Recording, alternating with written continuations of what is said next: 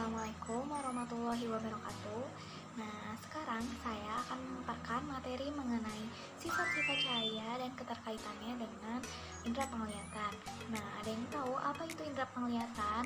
Tuh, indera penglihatan adalah mata. Sebelum itu, mari kita ketahui tujuan dari pembelajaran ini. Tujuan yang pertama yaitu supaya mampu memahami sifat-sifat cahaya.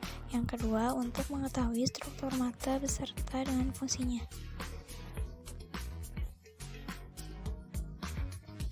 Masuk ke materi. Materi yang pertama yaitu mari kita ketahui mengenai pengertian cahaya. Cahaya adalah pemancaran energi. Sebagian energi ini berubah menjadi cahaya tampak.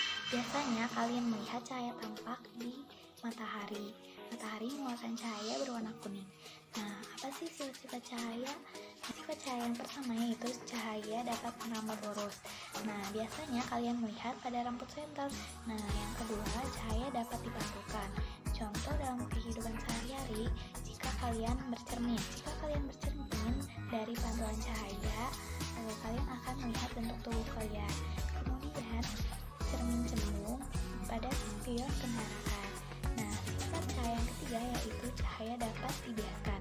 Cahaya yang mengalami peristiwa penbelokan hambatan cahaya setelah melewati medium akan mengalami pembiasan. Contohnya, dasar kolam yang kalian lihat di kolam renang akan terlihat lebih dangkal atau lebih pendek daripada kedalaman aslinya. Sifat cahaya yang keempat yaitu cahaya dapat menembus benda bening.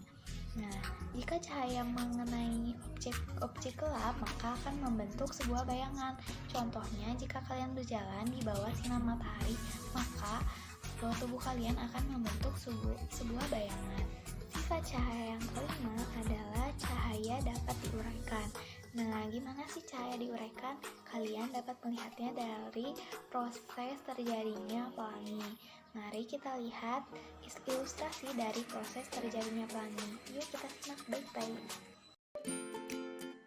Pelangi adalah fenomena optik yang terjadi ketika sinar matahari dan hujan saling bereaksi dengan cara tertentu.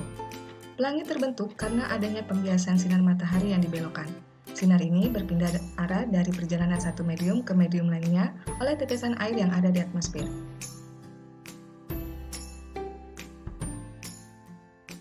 Proses terjadinya pelangi ketika sinar matahari membentur tetesan air. Sinar tersebut berubah dan dibiaskan oleh butiran air di udara. Dan adanya perbedaan panjang gelombang dan perbedaan sudut ketika sinar matahari dibiaskan menyebabkan warna-warna pada sinar matahari menyebar dan terpisah yang biasa disebut cahaya tampak atau spektrum pelangi. Setiap warna-warna pelangi akan dibelokkan pada sudut yang berbeda, sehingga akan memberikan warna yang indah pada pelangi. Ke judul materi, apa sih indera penglihatan itu? Indera penglihatan itu adalah mata. Nah, sebelum itu, mata dapat melihat apabila strukturnya berfungsi dengan baik. Nah, yang pertama ada kornea. Kornea adalah bagian bening yang bersifat sumbu pandang. Fungsinya sebagai tempat keluar masuknya cahaya pertama kali. Yang kedua ada bagian mata yang bernama pupil. Pupil adalah bagian lingkaran hitam di bola mata kita. Nah, fungsinya untuk mengatur banyak sedikitnya cahaya yang masuk ke mata. Yang ketiga ada iris. Iris merupakan bagian berwarna yang berada di sekitar pupil.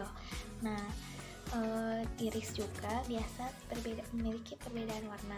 Biasanya kok orang Indonesia memiliki iris yang berwarna hitam atau berwarna coklat, sedangkan orang asing atau orang luar negeri bisa memiliki warna iris coklat, hijau, biru, dan lainnya. Kemudian ada retina. Retina adalah lapisan yang sangat tipis yang sangat peka terhadap cahaya. Fungsinya untuk menangkap bayangan benda. Kemudian struktur mata yang kelima ada sklera. Fungsi sklera yaitu melindungi struktur mata yang membantu mempertahankan bentuk mata. Nah, sklera itu adalah bagian putih yang ada di daerah mata. Kemudian yang keenam ada lensa mata. Lensa mata adalah bagian yang bersifat lunak dan transparan. Nah, fungsinya untuk mengumpulkan dan memfokuskan cahaya agar bayangan suatu benda dapat jatuh tepat. Nah, jadi kita dapat melihat dengan benar. Yang ketujuh ada saraf optik. Fungsinya untuk meneruskan informasi visual benda yang diterima retina menuju otak. Jadi, saraf optik ini membuat kita dapat mengetahui bagaimana bentuk suatu benda yang kita lihat. Yang terakhir ada titik buta. Titik buta itu fungsinya untuk meneruskan dan membelokkan berkas saraf menuju otak. Jadi keterkaitan sifat-sifat cahaya dengan mata, jadi cahaya membantu kita agar dapat melihat dengan benar. Oleh karena itu kita harus menjaga kesehatan mata dengan baik dengan makan wortel, makan sayuran, dan lain-lain. Setelah kalian mengetahui sifat-sifat cahaya, kalian dapat mempraktekannya di rumah. Kemudian melakukan kegiatan yang berhubungan dengan sifat-sifat cahaya. Sekian yang bisa saya sampaikan. Kurang lebihnya mohon maaf. Wassalamualaikum warahmatullahi wabarakatuh.